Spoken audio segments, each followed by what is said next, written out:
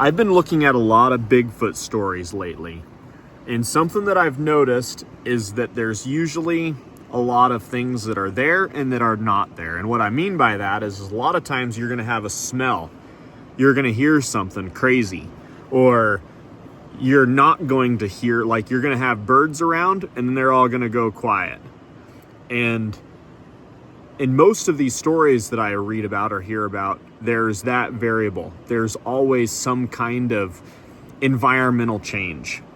But there was a story that I heard very recently that breaks all of those rules. And the reason for it was because this person was trail running by a river. Not that river, but the sound of the river totally changed the whole experience.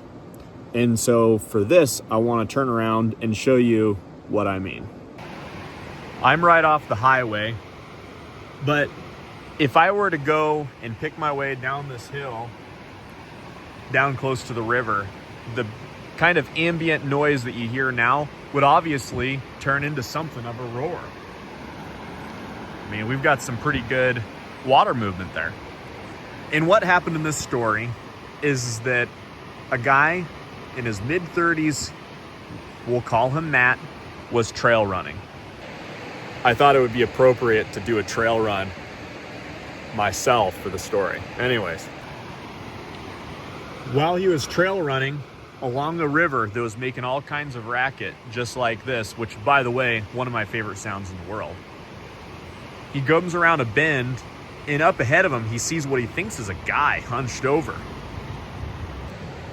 But as he gets closer, he realizes that it's not a guy hunched over. He realizes that it's some kind of creature. He freezes in his tracks and doesn't smell anything, doesn't hear anything other than the river. I mean, obviously, because of that, there isn't like the birds starting to make less noise or anything like that. And so it was just this total surprise to him, because it wasn't like what we normally see, where things get quiet or whatever, or a horrible smell. It was just this.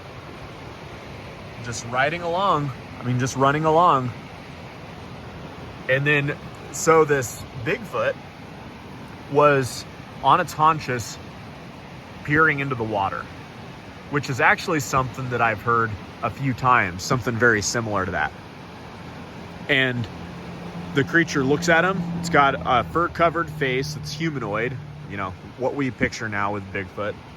And the thing stands up, wades across the river, even though it was pretty fast-moving, and climbs up beside the other bank and disappears. And that is my only story that I've heard of to date where, because of the sound of a river, it's totally changed the experience of the Bigfoot and the person meeting each other. So anyways, that's the story for today. Wanted to do it, you know, on my run. Seemed like it would be kind of a natural time to do it. I hope you guys enjoyed it. Like and subscribe if you did, and we'll catch you on the next one.